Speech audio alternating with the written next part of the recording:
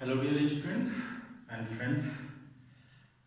ये आज इस चैप्टर का लास्ट ये वीडियो ये पार्ट है लेक्चर का, और आज इस लेक्चर में इस चैप्टर को फिनिश करेंगे।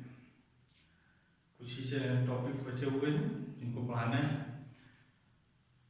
इससे पहले दो लेक्चर्स में मतलब पढ़ाया जा चुका है कि पहले लेक्चर में आपको बताया था कि कौन कौन से चैप्टर्स आपके सिलेबस में हैं, थोड़ा सा चैप्टर का इंट्रोडक्शन दिया था, और उसके बाद स्टेट्स ऑफ मैटर में डिस्कस किया गया, और आज डिस्कस करेंगे उसी के आगे कि कैसे स्टेट के चेंज को स्टडी करते हैं। सब्सटेंस में मेनली आपने जाना 3 स्टेट्स ऑफ मैटर होते हैं, सॉलिड, लिक्विड, गैस। दो एडिशनल आपको बताया था, एक प्लाज्मा स्टेट जो 4th नंबर था, और 5th number BECL Bose Einstein condensate state. अब सॉलिड, लिक्विड, गैस के स्टेट का ट्रांसफॉर्मेशन एक दूसरे में कैसे होगा, तो उसके लिए दो फैक्टर्स लिए गए। Change in state of matter में दो फैक्टर्स, टेम्परेचर एंड प्रेशर। लेकिन आप देखोगे तो लिखा हुआ है टेम्परेचर मेजर फैक्टर है, इसलिए क्योंकि टेम्परेचर मेजर इसलिए फैक्टर कहा गया क्योंकि टेम्परेचर एप्लीकेबल है सॉलिड, लिक्विड और गैस तीनों स्टेट पर, जबकि प्रेशर केवल और केवल एप्लीकेबल है गैसेस पर। इसलिए टेम्परेचर के इफेक्ट से सॉलिड्स को लिक्विड में, लिक्विड को गैस में, या गैस से लिक्विड या लिक्विड से सॉलिड में कन्वर्ट किया जा सकता है, इसलिए टेम्परेचर को इफेक्टिव फैक्टर माना गया। प्रेशर का इफेक्ट थोड़ा कम है, इस वजह से हम मेन फैक्टर किसको माने, टेम्परेचर को। अब अगर आप यहां पर देखें सॉलिड, लिक्विड एंड गैस, अगर सॉलिड को हीट करेंगे तो वो लिक्विड में कन्वर्ट होगा, उस प्रोसेस को मेल्टिंग या फ्यूजन कहते हैं। लेकिन अगर लिक्विड का हम फ्रीजिंग कराएंगे तो वो सॉलिड में कन्वर्ट होगा। फिर सॉलिड से गैस या गैस से सॉलिड के प्रोसेस को बोलेंगे सब्लिमेशन, यानी without coming in the liquid state. बिना लिक्विड स्टेट में अगर सॉलिड से गैस या गैस से सॉलिड में कन्वर्ट होता है तो ऐसे प्रोसेस को सब्लिमेशन बोलते हैं। फिर लिक्विड से गैस कन्वर्ट होने की प्रोसेस को बोलते हैं वेपराइजेशन, हीट करने पर होगा। लेकिन अगर इसी गैस को हम कूल करें यानी कंडेंसेशन कराएं तो ये लिक्विड में कन्वर्ट होता है। तो इस तरह से आपने डिफरेंट स्टेट्स ऑफ मैटर का एक दूसरे में इंटर कन्वर्जन को जाना। अब ये प्रोसेसेस हैं क्या क्या, उनको जाना जाए। सबसे पहले आते हैं मेल्टिंग एंड मेल्टिंग पॉइंट्स पर। किसी सॉलिड का लिक्विड में कन्वर्ट होना ही, चेंज करना ही कहलाता है melting. The temperature at which a solid starts melt is known as melting point. यानी वो टेम्परेचर जिसमें कोई भी लिक्विड में कन्वर्ट हो जाए सॉलिड से, तो वो प्रोसेस मेल्टिंग, और वो पर्टिकुलर टेम्परेचर जिस पर वो मेल्ट करेगा वो कहलाएगा मेल्टिंग पॉइंट। एग्जाम्पल देखें, आइस का melting point 273 kelvin 0 degree Celsius, ethanol का मेल्टिंग पॉइंट 159 केल्विन, वैक्स का melting point 336 kelvin. Second process freezing and freezing point, liquid से सॉलिड में कन्वर्ट होना ही फ्रीजिंग कहलाता है। और वो टेम्परेचर जिसमें कोई लिक्विड सॉलिड में कन्वर्ट हो जाए वो पर्टिकुलर टेम्परेचर कहलाएगा फ्रीजिंग पॉइंट। वाटर का अगर फ्रीजिंग पॉइंट देखें 273 केल्विन, इथेनॉल का 159 केल्विन यानी -114 डिग्री सेल्सियस, और नाइट्रोजन का फ्रीजिंग पॉइंट अगर देखें तो 63 केल्विन मींस -210 डिग्री सेल्सियस। आते हैं boiling and boiling point. Boiling, अब बॉइलिंग को वेरियस वेज में हम डिफाइन कर सकते हैं। सबसे पहले बॉइलिंग को जाने। पहला कंडीशन, जब लिक्विड वेपर में बनना स्टार्ट हो तो प्रोसेस कहलाएगा बॉइलिंग। या लिक्विड्स में बबल्स का ब्रेकिंग और फॉर्मेशन स्टार्ट हो तो कहलाएगा वो बॉइलिंग। अब लिक्विड से वेपर का बनना बॉइलिंग कहलाएगा, और वो पर्टिकुलर टेम्परेचर जिस पर बॉइलिंग स्टार्ट हो जाए वो पर्टिकुलर टेम्परेचर कहलाएगा बॉइलिंग पॉइंट। अब वाटर का बॉइलिंग पॉइंट देखें 373 केल्विन यानी 100 डिग्री सेल्सियस। इथेनॉल का बॉइलिंग पॉइंट देखें तो 351.5 केल्विन यानी 78 डिग्री सेल्सियस। फिर बॉइलिंग पॉइंट ऑफ नाइट्रोजन देखें तो 77 केल्विन यानी -195.79 केल्विन। क्लियर? तो इस तरह से आपने डिफरेंट प्रोसेसेस को जाना कि इन प्रोसेसेस के थ्रू कैसे हम स्टेट्स ऑफ मैटर को एक दूसरे स्टेट में चेंज कर सकते हैं। ठीक, अब आगे डिस्कस करेंगे थोड़ा सा।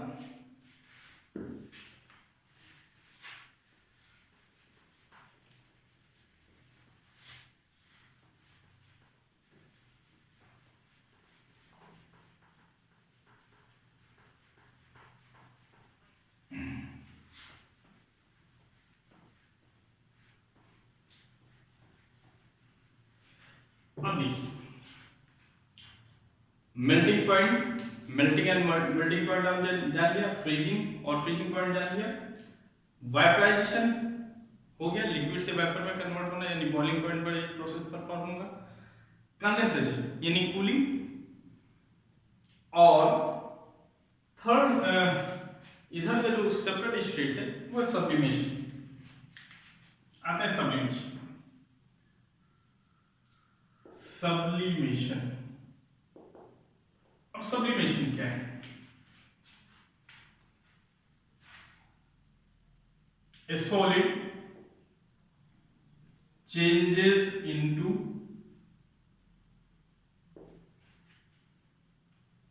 its vapor form without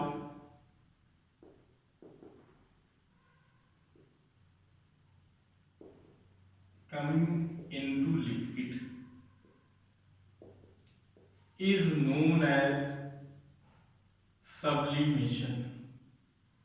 means ये हुआ कि अगर कोई भी सॉलिड को हीट किया जाए और वो अपने लिक्विड स्टेट में ना है बल्कि सीधे सॉलिड से वेपर में आ जाए तो ऐसा प्रोसेस कहलाता है sublimation.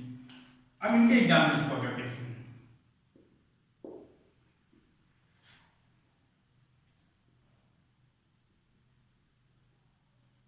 Naphthalene box, camphor, iodine,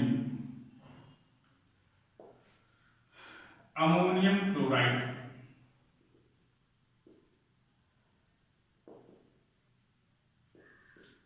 anthracene, etc. Means these are the examples of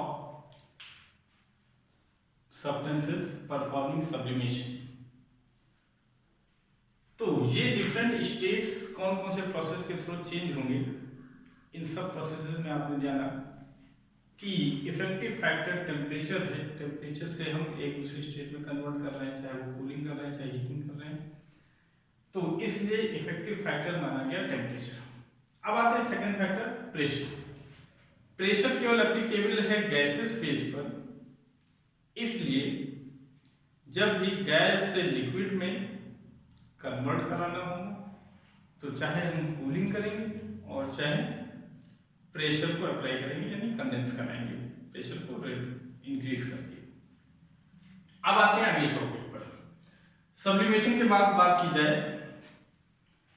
तो अब आते हैं नेक्स्ट टॉपिक है लैटेंट हीट। लैटेंट मीन्स होता है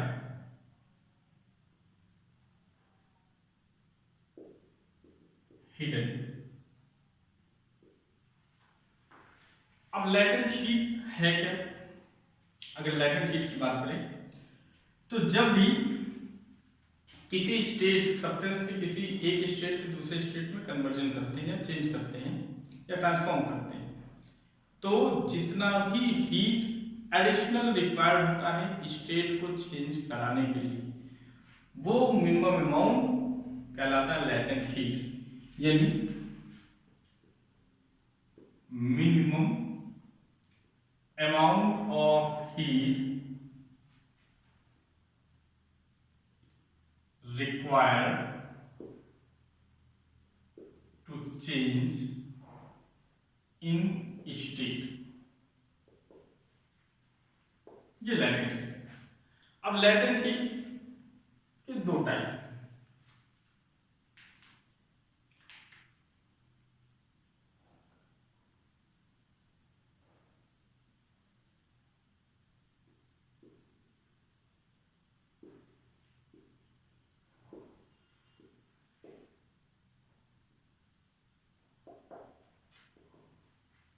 फर्स्ट पार्ट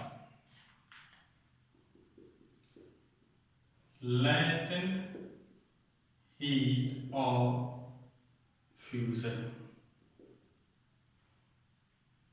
और सेकंड है latent heat of vaporization। अब आते हैं,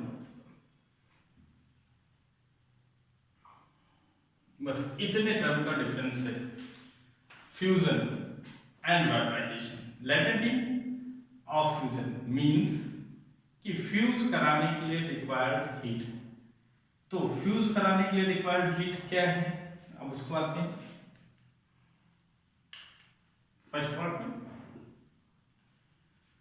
अगर देखें तो यूनिट मास ऑफ सॉलिड को लिक्विड में कन्वर्ट करने के लिए जितना minimum amount of heat required होगा क्या कहलाएगा, लेटेंट हीट ऑफ फ्यूजन। फिर से, the minimum amount of heat required to convert unit mass of solid into its liquid form is known as latent heat. And second है vaporisation. इसकी definition आप लोग लिखेंगे। अब वेपराइजेशन पर आते हैं। The minimum amount of heat required to convert unit mass of liquid into its vapour form, यानी यूनिट मास ऑफ लिक्विड को वेपर में कन्वर्ट करने के लिए जितनी मिनिमम हीट की रिक्वायरमेंट होगी वो क्या कहलाएगा, लेटेंट हीट ऑफ वेपराइजेशन। तो इस तरह से आपने दो डिफिनेशन जाना है। एक चीज आप लोग से और कहना है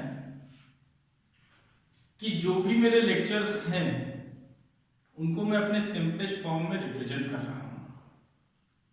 मींस कि अगर हम ज्यादा लैंग्वेज लिखेंगे तो आपके लिए समझना भी डिफिकल्ट होगा और हम फिर बहुत लेंदी लेक्चर्स हो जाएंगे और वो आपके लिए डिफिकल्ट होगा। इसलिए मैं आपको सिंपलेस्ट फॉर्म में लेक्चर्स दे रहा हूं और आप चाहें तो उस लेक्चर्स को अपने लैंग्वेज के टर्म में नोट्स बना सकते हैं।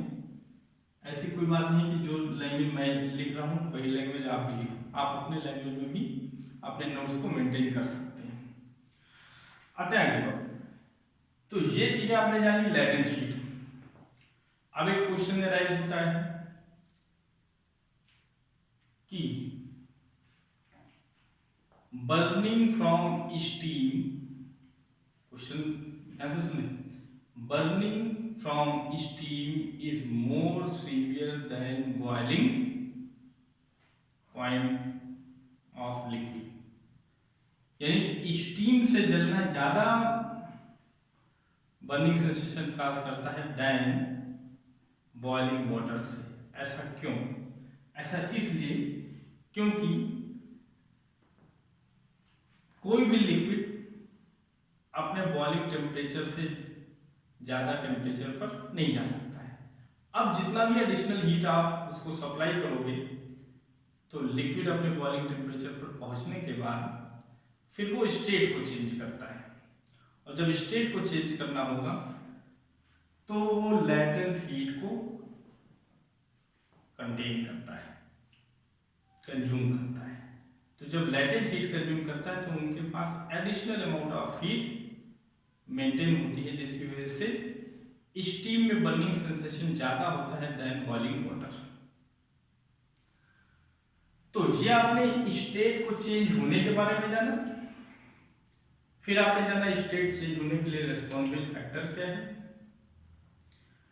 अब एक चीज और जानना है कि इवोपरेशन क्या होता है। इवोपरेशन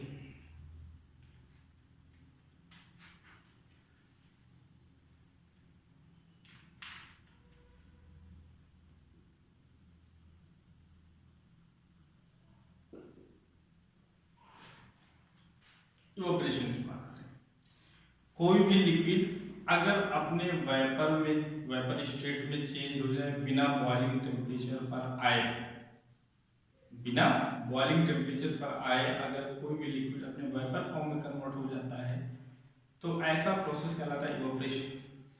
जैसे जनरली अगर एग्जांपल हम एक देखें कि समर डेज यानी हॉट इन्वायरमेंट चल रहा है, तो आप देखते हो अगर कभी पानी गिरता है फ्लोर पे तो गिरने के बाद धीरे धीरे वो अपने आप गायब हो जाता है। तो ऐसा नहीं है कि उसको किसी ने जाके बॉइलिंग टेम्परेचर दिया, वो प्रोसेस है इवोपरेशन का। या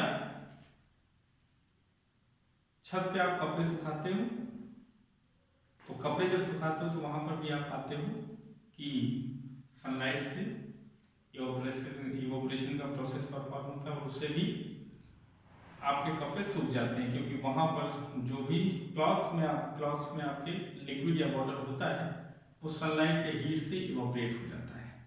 तो बिना बॉइलिंग टेम्परेचर पर आए अगर कोई भी लिक्विड अपने वेपर फॉर्म में कन्वर्ट होता है तो वो प्रोसेस कहलाता है evaporation. Means a liquid convert into its vapor form without coming in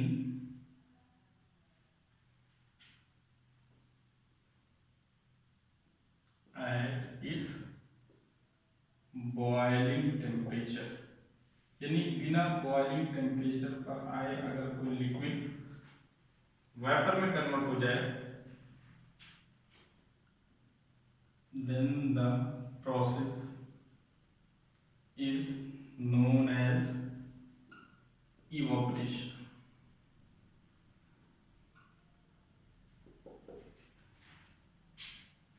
यानी इवोपरेशन क्या, वो प्रोसेस जिसमें कोई भी लिक्विड वेपर में कन्वर्ट हो जाए बिना बॉइलिंग टेम्परेचर पर आए या बिना बॉइल किए, तो ऐसा प्रोसेस कहलाता है इवोपरेशन। अब इवोपरेशन को इफेक्ट करने वाले फैक्टर्स क्या क्या हैं वो जानें।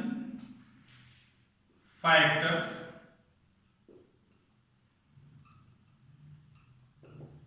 Affecting evaporation, factors affecting evaporation. अब वन बाय वन सारे फैक्टर्स पर आते हैं। पहला फैक्टर है टेम्परेचर, दूसरा प्रेशर,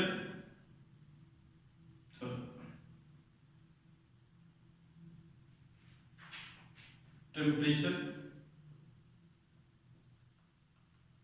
ह्यूमिडिटी, सरफेस एरिया,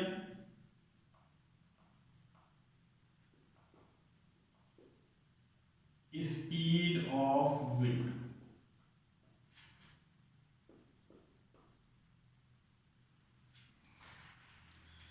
अब आते हैं वन बाय वन फैक्टर्स को जानने की कैसे ये फैक्टर्स अफेक्ट करते हैं। टेम्परेचर इवोपरेशन को कैसे अफेक्ट करता है, अगर टेम्परेचर अफेक्ट कैसे करता है उसको जानना है तो अभी मैंने इससे पहले भी एग्जाम्पल दिया कि समर डेज में इवोपरेशन फास्ट होता है या कपड़े जल्दी सूखते हैं। एग्जाम्पल के तौर पर समझे, कपड़े जल्दी सूखते हैं या फ्लोर पर गिरा हुआ वाटर जल्दी से हट जाता है। क्यों?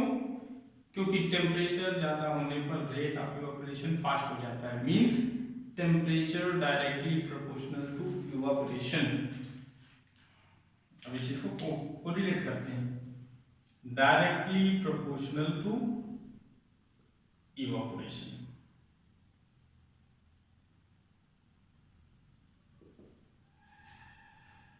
फिर आते हैं surface area directly proportional to evaporation. Surface area जितना ज्यादा होगा, जैसे थोड़ा सा टी हम 100 में लें, थोड़ा सा कप में लें, तो आप पाओगे कि 100 में जो टी होगा वो जल्दी से कूल हो जाता है, क्योंकि वहां पर सरफेस एरिया जाता है इन कंपेरिजन टू कप, और वो इवेपोरेशन फास्ट करेगा। तो इस तरह से आपने जाना कि surface area directly proportional to evaporation. और तीसरा जानते हैं speed of wind is also directly proportional to evaporation.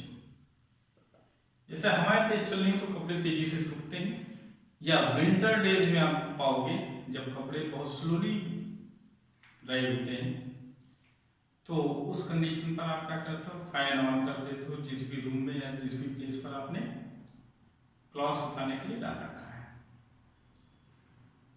अब आते हैं ह्यूमिडिटी। ह्यूमिडिटी क्या है इसको जाने।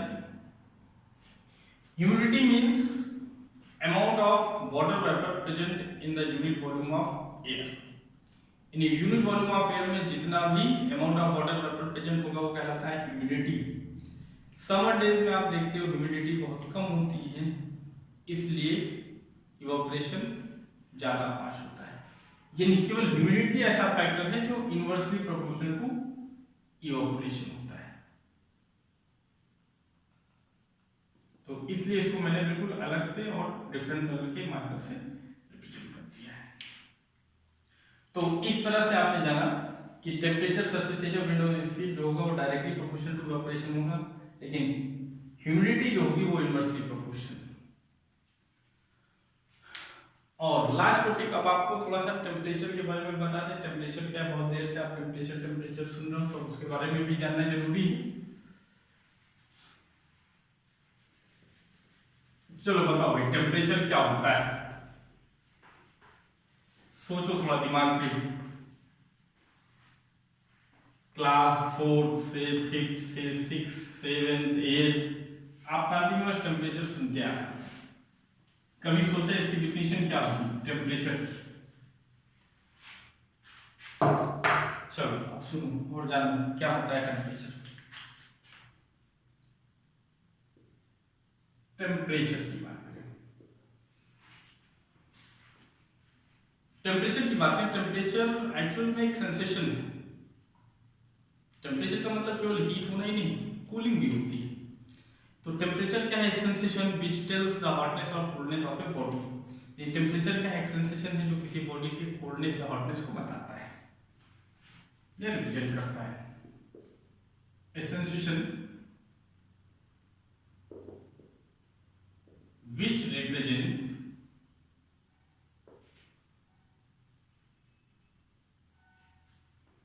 or tells the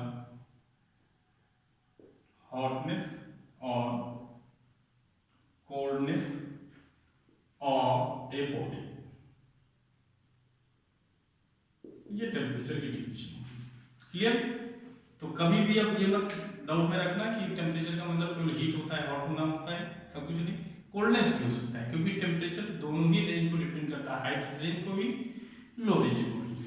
अब टेम्परेचर को कैलकुलेट करने के लिए डिफरेंट यूनिट्स या डिफरेंट सिस्टम्स बनाए गए, आते हैं वन बाय वन करके। फर्स्ट है डिग्री सेल्सियस और सेंटीग्रेड। डिग्री सी से डिपेंड करेंगे। इसका जो रेंज है वो होता है 0 to 100 स्केल, यानी 100 का स्केल बना। दूसरा डिग्री फ़ारेनहाइट,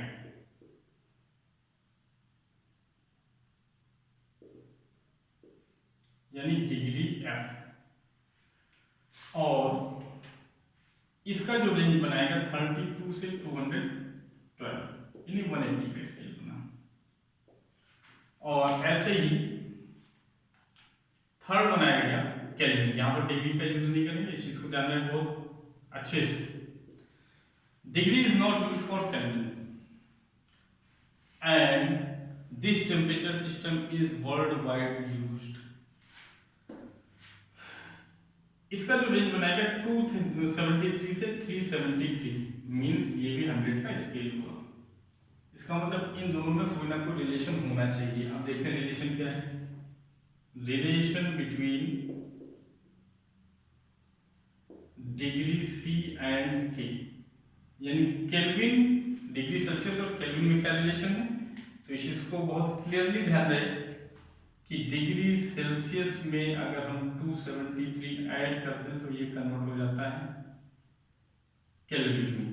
या इसके अपोजिट हम लिख सकते हैं कि अगर हमको किसी भी केल्विन में 273 से माइनस कर दें तो वो कन्वर्ट हो जाता है डिग्री सेल्सियस में। क्लियर, ये रिलेशन होगा डिग्री सेल्सियस और केल्विन में। अब अनदर रिलेशन अगर हम देखें, relation between degree Celsius and degree Fahrenheit, तो इसका रिलेशन देखें तो एक रिलेशन है C/5 इक्वल्स टू F-32/9।